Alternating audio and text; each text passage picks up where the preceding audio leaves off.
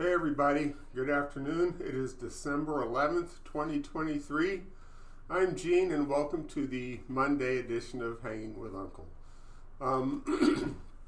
I've personally had a good weekend.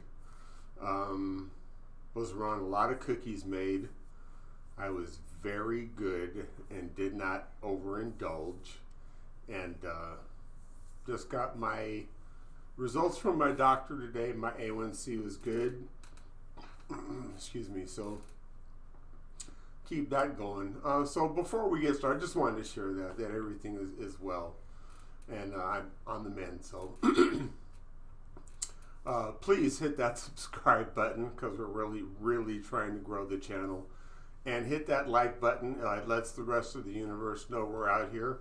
And also hit that bell on the right. That's the notification bell. And it lets you know when we go live or put new content out there. So, excuse me. Something that I've been hearing a lot on the news today is about the motion that Special Counsel Jack Smith filed at the Supreme Court. And it relates to the immunity that Cadet Bone Spurs is claiming to have, of used to being president and having total immunity because of it. So I just want to address this a little bit because there's one thing that I have not heard the pundits talk about, and it's kind of important to me. Again, I'm not an attorney, just a law school graduate, and this is my takeaway from it. The Supreme Court and the Constitution have never taken the issue up before. So I think the Supreme Court, their job is to set precedent. And so they will take this issue up. And now let's go back to the framing of the Constitution. This was never brought up. It was never in any of the amendments to the Constitution. It was never even really addressed until the early 1970s in the Richard Nixon White House, because he was under criminal investigation for his participation in the cover-up of the break-in of the Democratic Committee at the Watergate Hotel, and was part of a co-conspirator in that cover-up.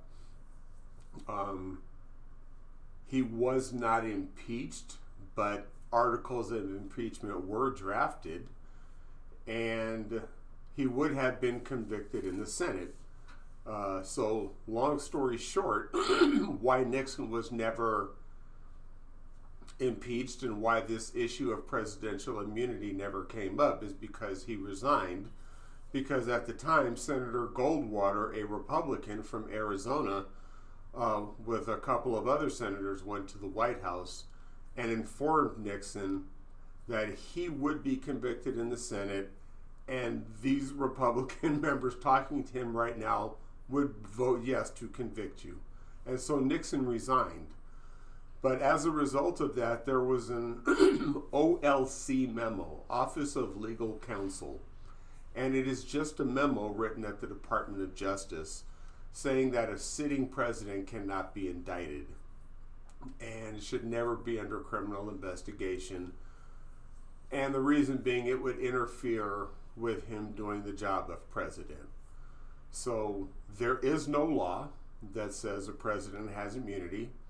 It's not in the Constitution.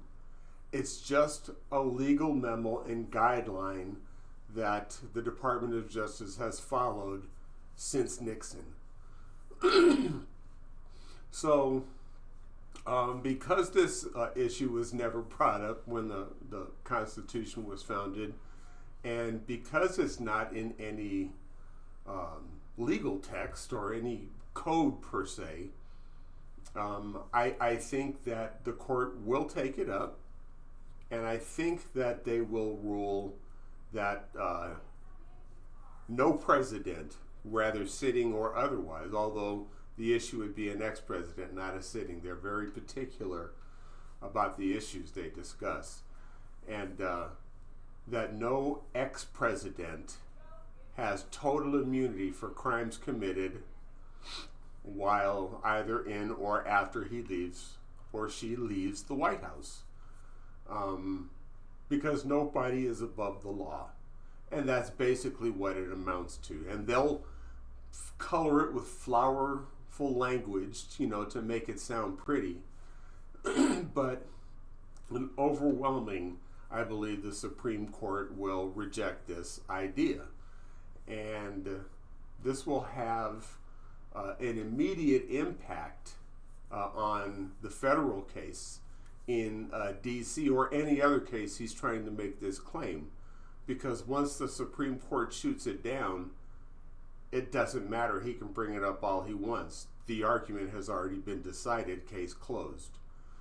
And if for whatever reason, which I highly doubt, the Supreme Court decides not to take the issue up, then the appellate court would make the decision. And once they reject it, that's it, because the Supreme Court is denied to hear it. So it once and for all just cuts out an avenue of defense to try and have this trial eliminated or postponed or delayed. The Roosters are coming home to roost for Cadet Bone Spurs, and he's just trying to avoid it, but he can't. And I'll tell you another reason why I think the Supreme Court will take the case and dismiss the idea of total immunity or presidential immunity. Number one, it would take away from the powers of the Supreme Court. And they will never give away their power, saying, we'll give away some of our power, we'll cede it to the executive branch. It's not going to happen. Okay? Number one, no one in power willingly gives up power. It's not going to happen. And just based on that, I believe that it's going to be a moot issue. And not that there may not be other avenues of defense, but that's just my opinion on the issue of immunity. So again, it's not in the Constitution. It's a memo from the Office of Legal Counsel. And it is not law, it is not absolute, because nobody is above the law. And I believe those will be the three things the court will ultimately decide.